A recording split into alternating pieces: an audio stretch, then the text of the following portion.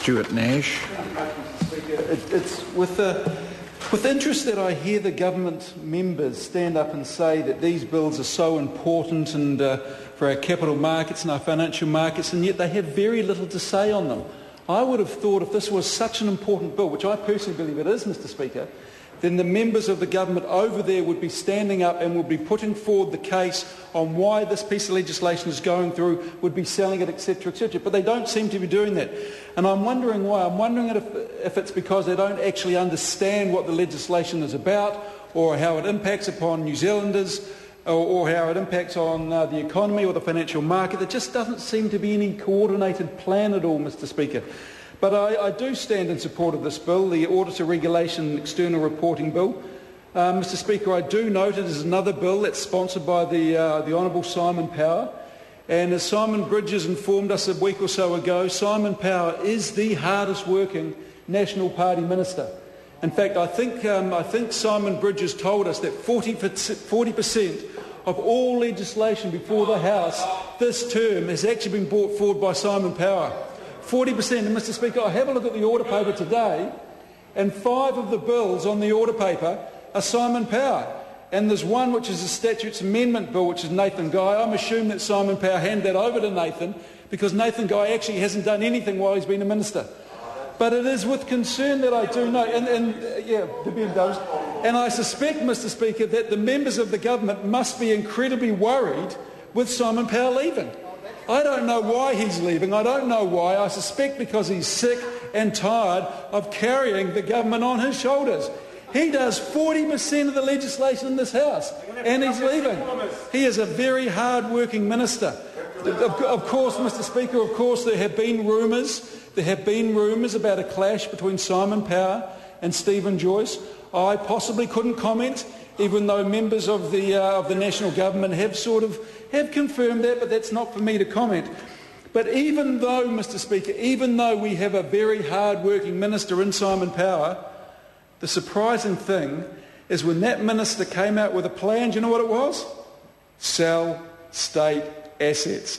Even the hardest-working minister on the cabinet benches, his only plan was to sell state assets.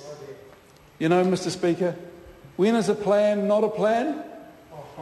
When it involves selling state assets. When it hawks back to philosophies long proven, long discounted, long disproven, and Simon Power. And I think that's why Simon Power's actually leaving. I think that's why he's actually leaving. And this was sort of the hospital pass. Power, you're leaving. You're going to be the minister responsible for selling state assets to the public. He didn't want to do that because he knows he can't do that. So he's gone. But Mr Power, you know, if your legacy is going to be selling state assets, then that's a bad legacy to leave this Parliament on. Now back to the bill, Mr Speaker. I'd like to ask, the question is, why does regulation of auditors need to be reformed? Well, it is a good question. I'm going to try and answer that. Because financial reporting, it's hugely important to investors. It is hugely important.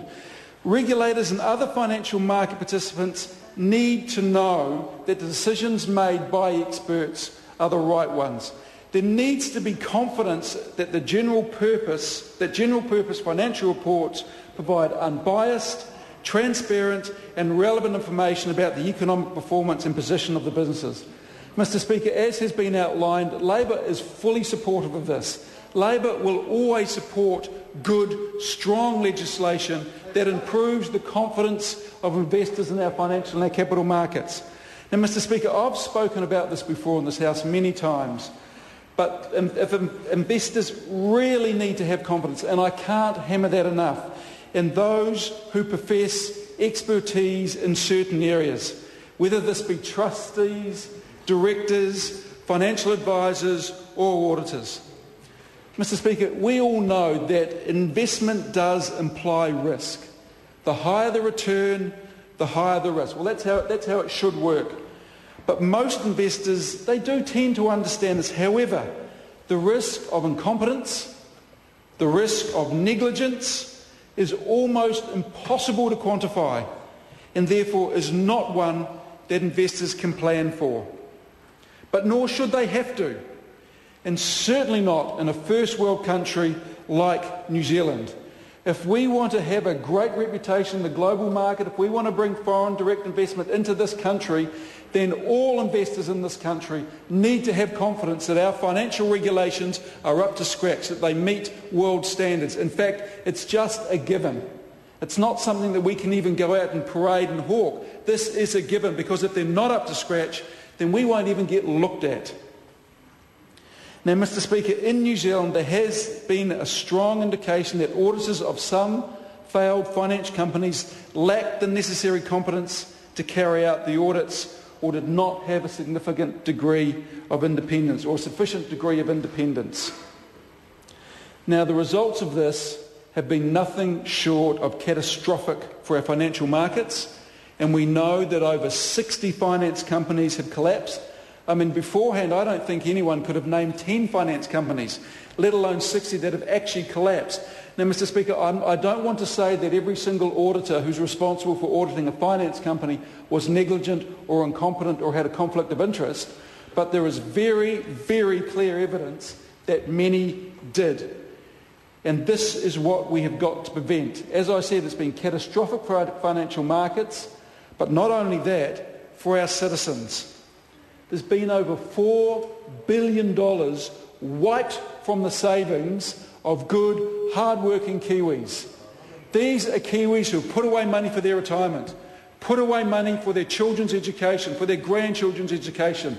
These are New Zealanders who are near the end of their life, and then when I say near the end of their life, Mr. Speaker, it's all relative. I'm talking about another 20 or 30 years to go. But this was their nest egg. This is how they were going to be able to retire with dignity, and it's gone. And I could think of nothing more heartbreaking, nothing more gut-wrenching than knowing that 50k, that 100k, that $200,000 you had actually put away for your retirement was gone after working and paying taxes for 40 years. It's gutted by people that you trusted. Not you, Mr. Speaker, by people that ordinary New Zealanders trusted. People like Richard Long stood up there and hawked this. Colin Mead said this was as safe as houses. Unfortunately, Colin Mead was a great All Black, but he didn't know much about finance companies. The health benefits, the benefits to our economy have been huge. There are cases of suicides, depression, and I suspect, Mr. Speaker, that's just the tip of the iceberg. I suspect there's a whole lot of people out there that we will never know the health effects that this has had on them.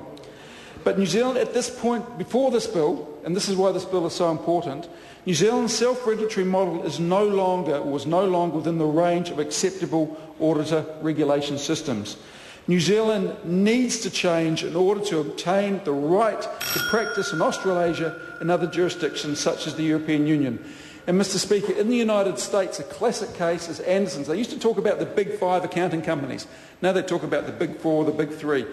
Anderson's was the auditor for Enron's. When Enron collapsed, it brought down one of the largest accountancy companies in the world. And what the US undertook at that time was a complete review of the relationship between auditors and those they audited. This is what we actually probably should have done this when Enron collapsed. But as we all know, this work was started under Leanne Dalzell. It's been picked up continued by the Commerce Select Committee. I wasn't on that Select Committee, but it's been continued by that Select Committee, and it is long overdue.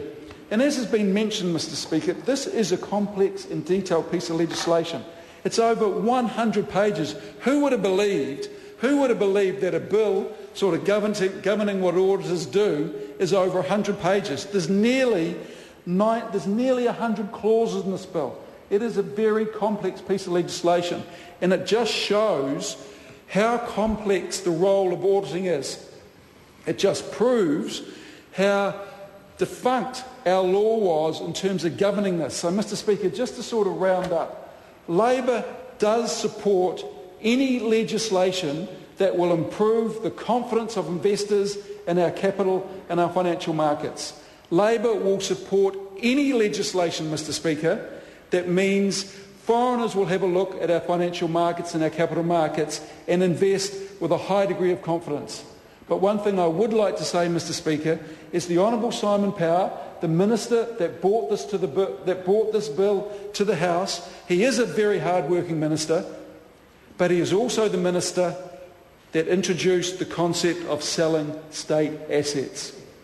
And Mr. Speaker, I just want to say What sort of plan is that to sell state assets? It is a shame because the hard-working minister has done a great job with this bill, and I commend it to the House. Thank you very much. Jonathan Young.